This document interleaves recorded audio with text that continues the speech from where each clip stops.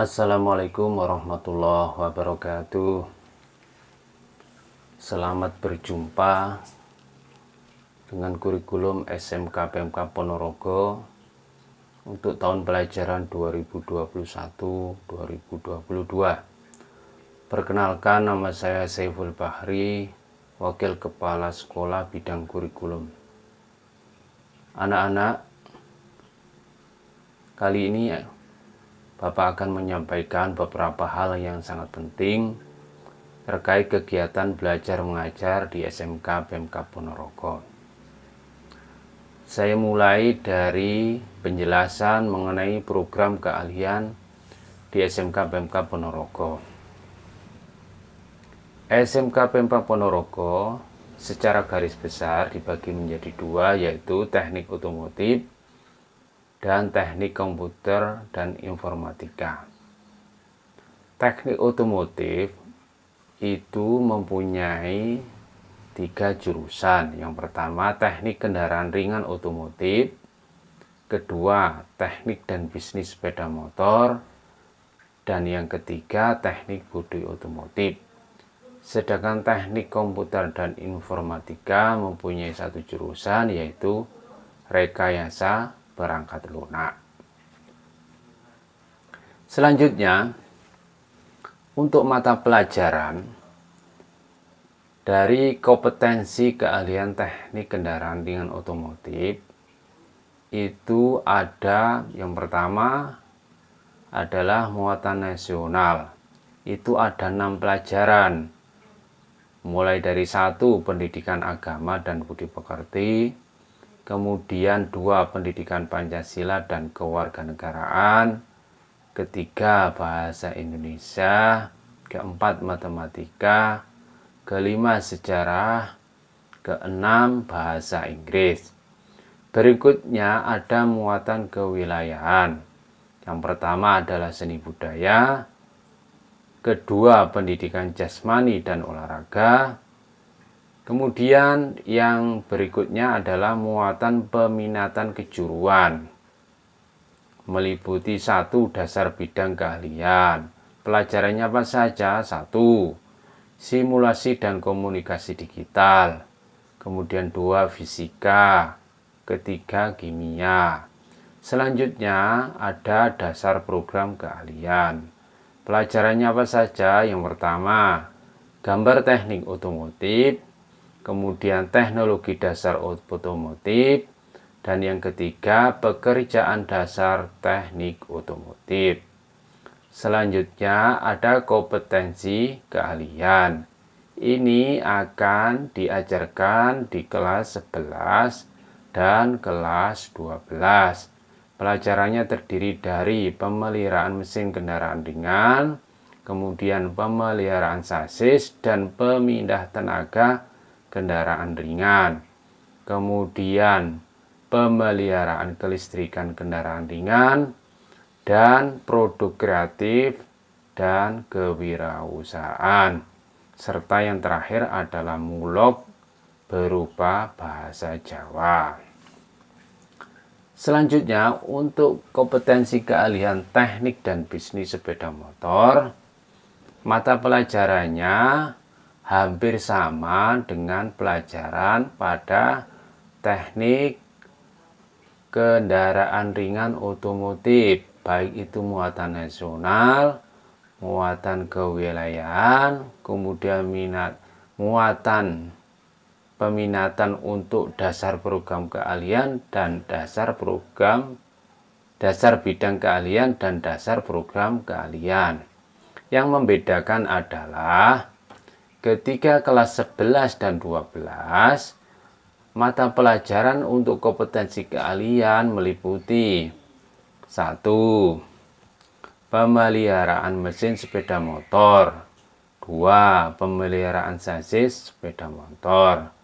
3. Pemeliharaan kelistrikan sepeda motor. Kemudian 4. Pengelolaan bengkel sepeda motor. Dan kelima, produk kreatif dan kewirausahaan, serta muatan lokal berupa bahasa Jawa. Kemudian Untuk mata pelajaran pada kompetensi keahlian teknik bodi otomotif, pelajaran untuk muatan nasional, muatan kewilayahan, dan pelajaran pada dasar bidang keahlian, dasar program keahlian, sama dengan pelajaran-pelajaran yang Bapak terangkan pada jurusan TKRO dan TBSM. Bedanya nanti adalah nanti di kelas 11 dan 12 mata pelajarannya adalah 1. Perbaikan panel-panel bodi. Kemudian nomor 2, pemeliharaan dan perbaikan kelistrikan bodi dan aksesoris. Yang ketiga, pengecatan bodi otomotif. Yang kelima, pemeliharaan dan perbaikan interior. Kemudian keenam, produk kreatif dan kewirausahaan. Dan yang terakhir, mulog berupa bahasa Jawa. Selanjutnya anak-anak, untuk kompetensi keahlian rekayasa perangkat lunak. Mata pelajaran yang harus diikuti siswa-siswi jurusan rekayasa perangkat lunak meliputi muatan nasional, muatan kewilayahan, muatan peminatan, dan kejuruan. Untuk muatan nasional dan muatan kewilayahan, pelajarannya sama dengan teknik otomotif. Nah, bedanya ketika ada pada mata pelajaran dasar bidang keahlian, meliputi 1. Simulasi dan komunikasi digital, kemudian fisika dan kimia.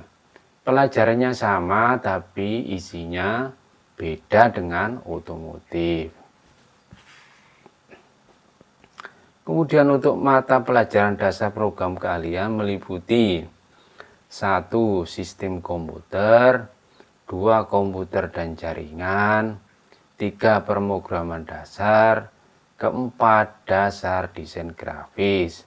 Sedangkan mata pelajaran pada kompetensi keahlian nanti di kelas 11 dan 12 meliputi pemodelan perangkat lunak, kemudian basis data, kemudian pemrograman berorientasi objek, kemudian pemrograman web dan perangkat bergerak, kemudian produk kreatif dan kewirausahaan, serta muatan lokal berupa bahasa Jawa. Anak-anakku kelas 11, bahwa nanti selama kegiatan belajar mengajar untuk kelas 10 ada beberapa hal yang perlu saya sampaikan. Yang pertama, mengenai kegiatan belajar. Kegiatan belajar nanti dilaksanakan tatap muka dan online. Karena situasi pandemi dan di daerah masih zona merah, maka pembelajaran dilaksanakan secara online.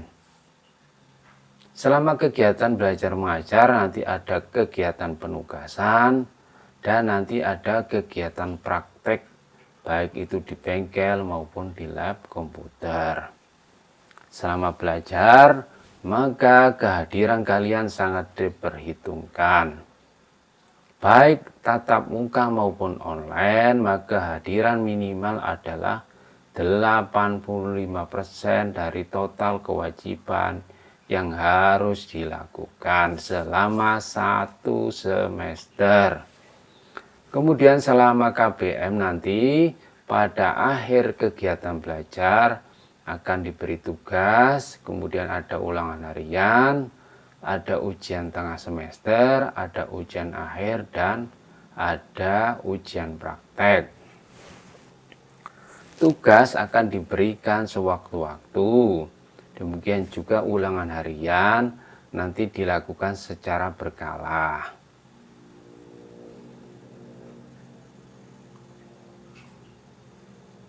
Berikutnya akan saya sampaikan mengenai waktu belajar. SMK PMK Ponorogo melaksanakan pembelajaran selama 5 hari, yaitu mulai dari Senin sampai Jumat. Kegiatan belajar dimulai pada pukul 7 sampai selesai. Setiap jam berdurasi 40 sampai 45 menit. Kemudian ada istirahat maksimal 30 menit. Itulah anak-anak yang bisa saya sampaikan, sangat singkat mengenai jadwal dan sebagainya nanti akan disampaikan oleh Bapak atau Ibu wali kelas. Oleh karena itu saya harapkan nanti anak-anak aktif di grup, baik itu grup WA dan sebagainya, karena informasi apapun akan disampaikan lewat grup-grup itu.